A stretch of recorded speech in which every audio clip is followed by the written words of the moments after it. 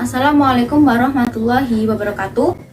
Saya Irmania NIM 1220040 jurusan Hukum Ekonomi Syariah kelas HSA.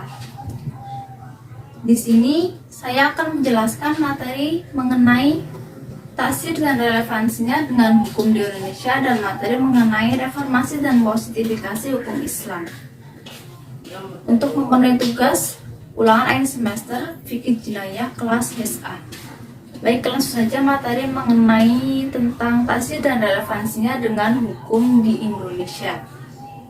Taksir ini berbeda dengan hukuman kisos. Dilihat dari segi ukuran kuantitas dan kualitasnya.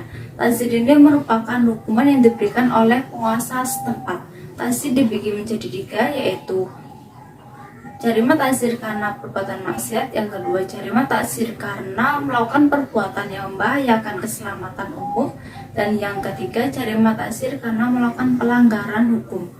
Dalam perkara tindak pidana taksir, para ulama ini sepakat bahwasanya para penguasa memiliki hak sempurna untuk melakukan pengampunan terhadap tindak pidana taksir.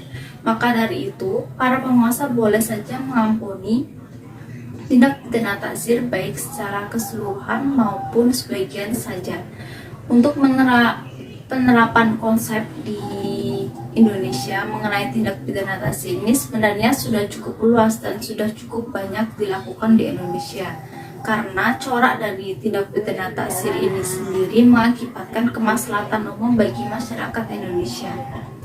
Sanksi-sanksinya dalam tindak pidana taksir ini berupa hukuman mati, pemboikotan, dicambuk, penjara, pengasingan, disalib, dan denda.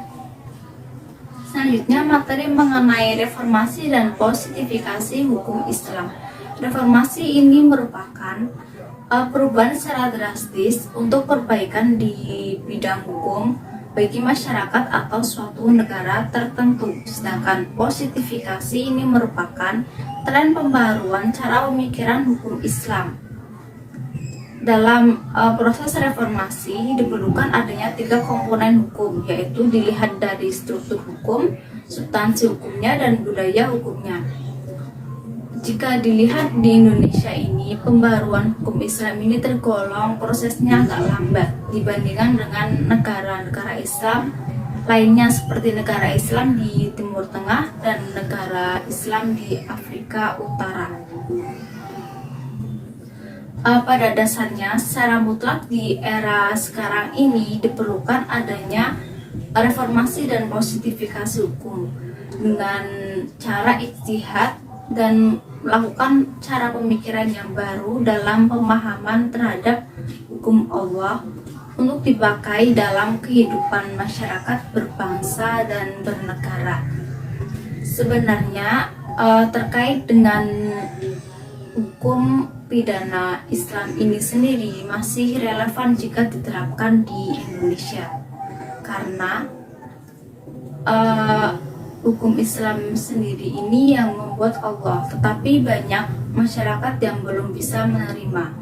Hukum Islam sendiri ini tidak akan usang karena yang membuat Allah, dan tidak ada kecenderungan atau bersifat netral, sehingga kita yang harus mengikuti hukum Islam itu sendiri, bukan hukum Islam yang harus menyesuaikan keadaan kita. Baik, itu materi yang bisa saya sampaikan, semoga bermanfaat. Kurang lebihnya mohon maaf. Wassalamualaikum warahmatullahi wabarakatuh.